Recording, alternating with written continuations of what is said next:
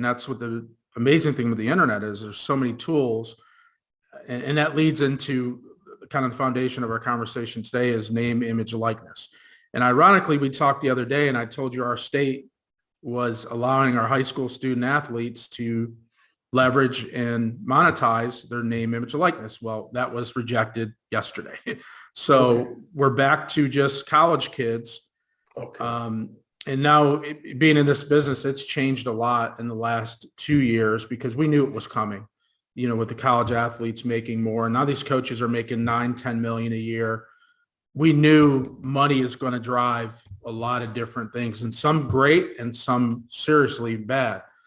With money, you see, on my end, I see a lot of things that I go, wow, this is definitely greed driven, or this is dishonest. And you're dealing with 17-year-old kids. And we try to give them advice that not everybody's going to be honest with you. And I'm sure in business, you and I face it. People aren't always honest. No, they're not.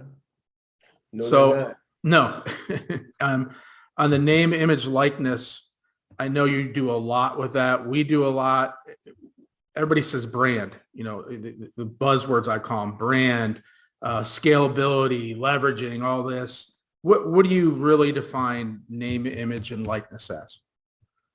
Well, we can say, I use MVPs. MVPs, your morals, your values, and your principles. So where I come from, we put meaningfulness over money, we put impact over income, and we put principles and purpose over, and passion as well, over profit, right? So your name, image, and likeness is not just your name, the way you look and the images of you once it's taken. Your brand is the energy that you come into the room with, and it's the conversations that are had after you leave. The brand is the impression. The brand is the energy. The brand is the interpretation. Think about communication and the sender and the receiver. Many times you intend to send a specific message, but the receiver hears something completely different. So the brand is the personification. It's the energy. It's the energy that's left in the room when you leave. It's people's interpretation of you. It's so many different things. The brand is an idea. It starts as an idea. How do you want to be perceived? And then the way we teach it, you actually have the ability to mold, fashion, shape that, and grow that into a bigger movement than just you. I agree with you 100%. I think with young student athletes, even entrepreneurs just starting or seasoned veterans, it's not just, I'm a great athlete or our company's doing great, so therefore I'm in a position of power or people are going to compensate me. There's so many moving parts in that. And even in my past in leadership of larger companies, it's really about culture.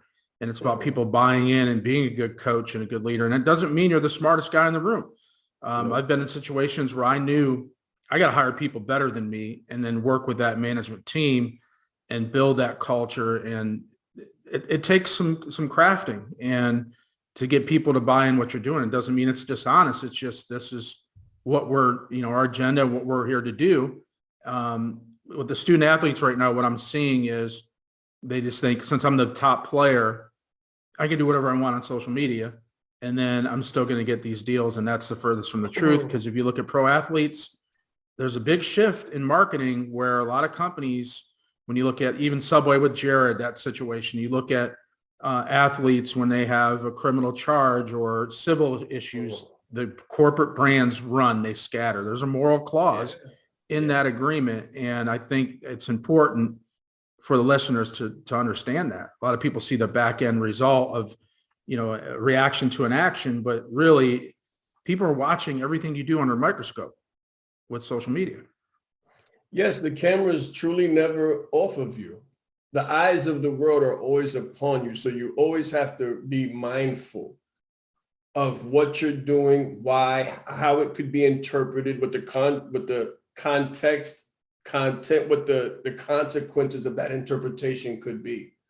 So you have to think of longevity and legacy at the same time now. It's not just immediate gratification. which a lot of kids are into. A lot of grown people are too. They want immediate gratification. That's why They the want divorce results rate's so now. high.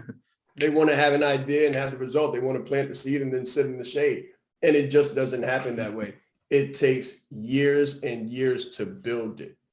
And a very important thing is that if you don't prepare with the right foundation, then you can lose in 20 seconds what it took you 20 years to build. College sports is a big business, a multi-billion-dollar business. So how do high school athletes get noticed by college coaches? At Athletic Scholarship Corporation, we provide nationwide recruiting services and get scholarship offers for our clients.